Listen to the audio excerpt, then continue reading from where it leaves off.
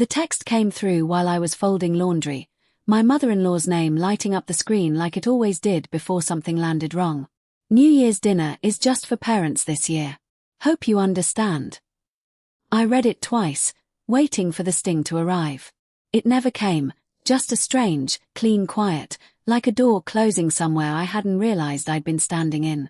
My name is Odessa Reyes, I'm 31, and I'd spent 6 years trying to earn a seat at a table that was never actually set for me. My husband saw my face before I said a word. What did she say now? I turned the phone toward him. Watched him read it. Watched him do the thing he always did. Sigh, rub his jaw, say she doesn't mean it like that. I smiled. Not for him. For myself. Book me somewhere warm, I said, already opening my laptop.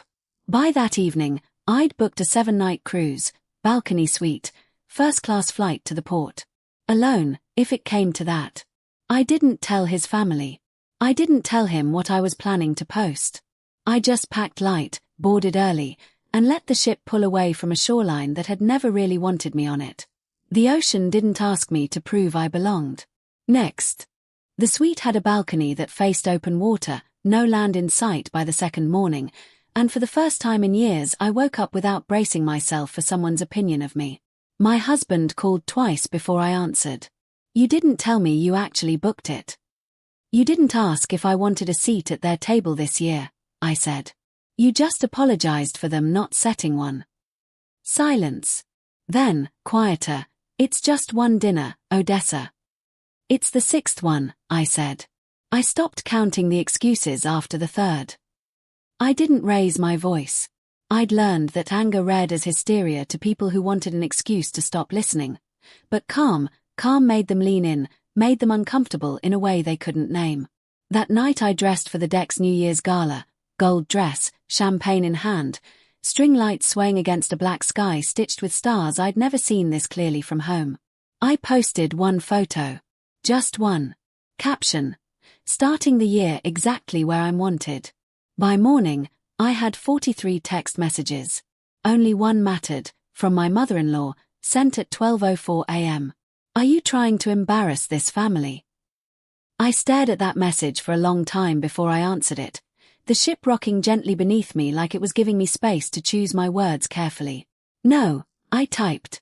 I'm trying to stop pretending your family's version of respect was ever actually respect. I didn't send it right away.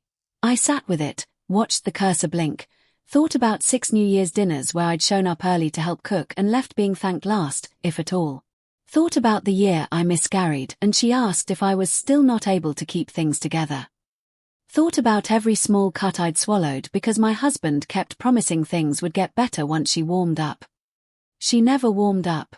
She just found new reasons. I deleted the message. Wrote a shorter one instead. I'm not trying to embarrass anyone. I just stopped attending events where I'm treated like an inconvenience. 3 dots appeared, then vanished. Appeared again. My husband called instead, voice tight in a way I didn't recognize. My mother's furious. She thinks you did this on purpose to humiliate her in front of the family group chat. I did it on purpose, I said, watching the sunrise bleed orange across the water. Just not for the reason she thinks. The silence on his end told me he was starting to understand the difference.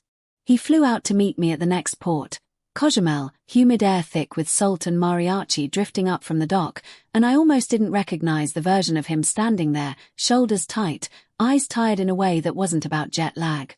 I talked to her, he said, before I'd even set down my bag. Really talked to her. About everything. And she said you're being dramatic. That it was one dinner. He paused, rubbing the back of his neck. I told her it wasn't one dinner. It was 6 years of her deciding when you counted as family and when you didn't. I felt something shift in my chest, not forgiveness, not yet, but the first honest thing he'd said about his mother since we'd married. What did she say to that? She hung up on me.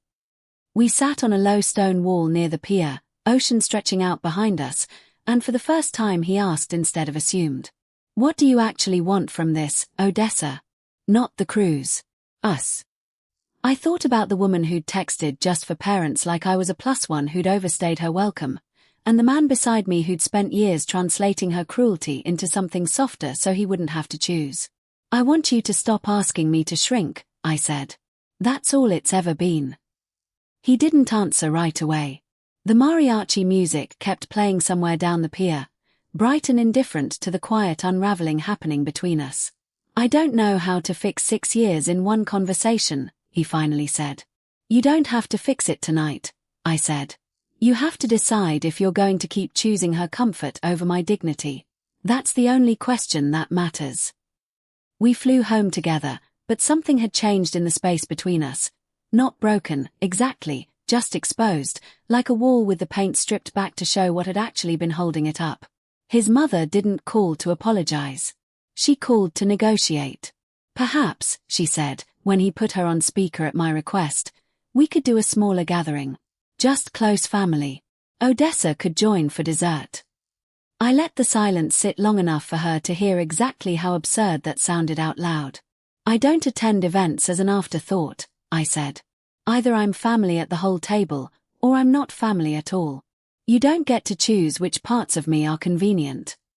She went quiet in a way that told me she hadn't expected me to have boundaries with teeth.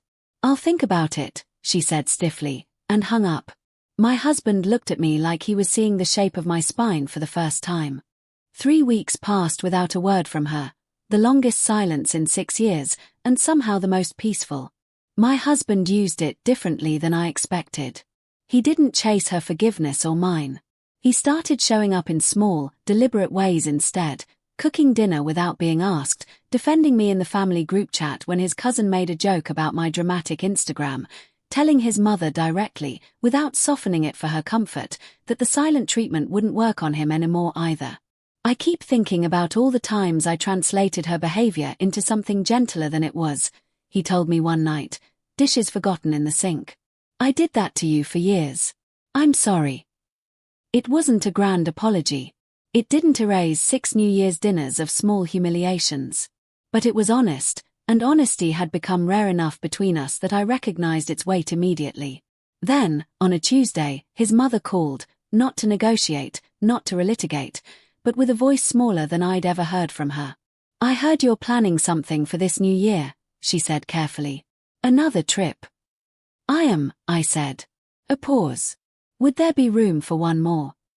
I looked at my husband across the kitchen, watching him watch me, both of us waiting to see which version of myself would answer her. That depends, I said. On who's actually asking. I'm asking, she said, and for once there was no performance in it, no audience of relatives to impress with practiced warmth. I've had time to think. About what my son said.